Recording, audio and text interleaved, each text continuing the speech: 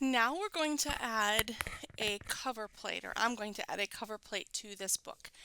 And I'm using what's known as like a Japanese hole punch, and it's a neat little tool that it's almost like a little mini drill in some ways. Like when you push down on it, it will drill through what you have beneath it. So I'm changing the size of the tip to match the tiny screw that I'm going to be using to attach the cover plate.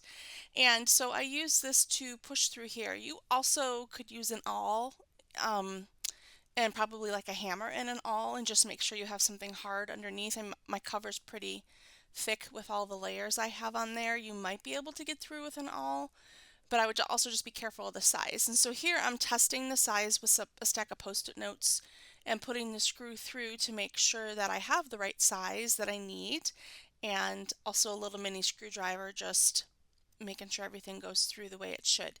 And so I know I have the right size now, and I'm going to go ahead and mark where I want the holes to be once I position the plate where I would like it.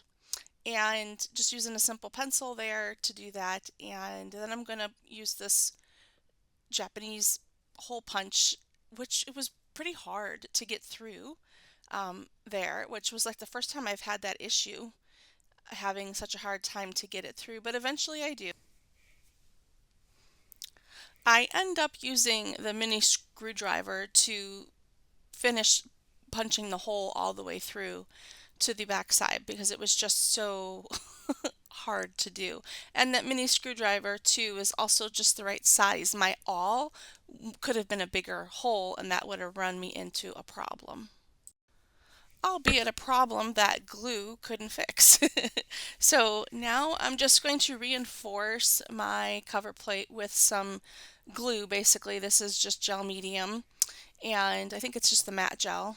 And so I'm just helping to secure things in place by putting the glue down before I put the screws in, and then when the glue dries, it'll help hold the screws in place, and just being, what's the word, precautionary, and making sure that my plate doesn't come off. And so now that's what I'm doing, putting the screws in, and then on the back side, the screws come through. So the book isn't as thick as the screws are long.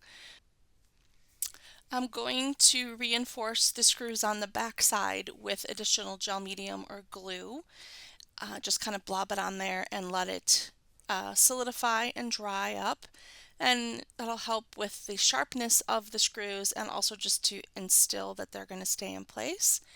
And now I'm going to cut out my typed word. I just had a piece of book paper there that I think I stained in some way, probably walnut ink. I use walnut ink a lot to stain, or walnut crystals to stain my papers, and I just love the patina that it gives.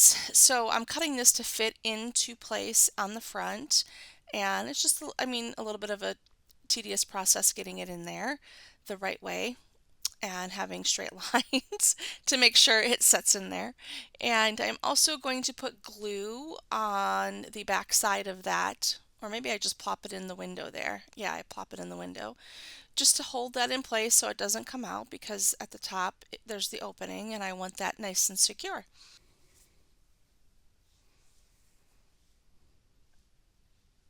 Now I'm just trying to get that lined up in there as evenly as possible. And so I use my pencil to kind of straighten it out. And it isn't actually ever perfectly straight, and that's okay. It kind of tilts a little bit in there, but again, it's all about letting go of perfection and surrendering to the process, surrendering to Jesus in all the ways.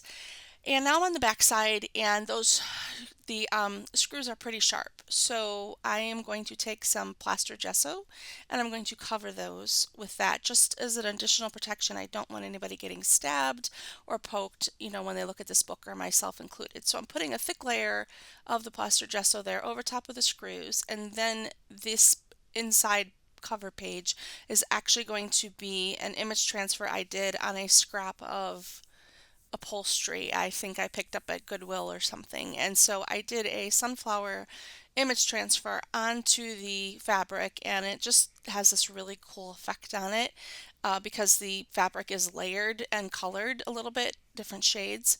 Almost looks like a watercolor or something like that. And here is a picture of the finished cover, and I'm quite happy with how it turned out.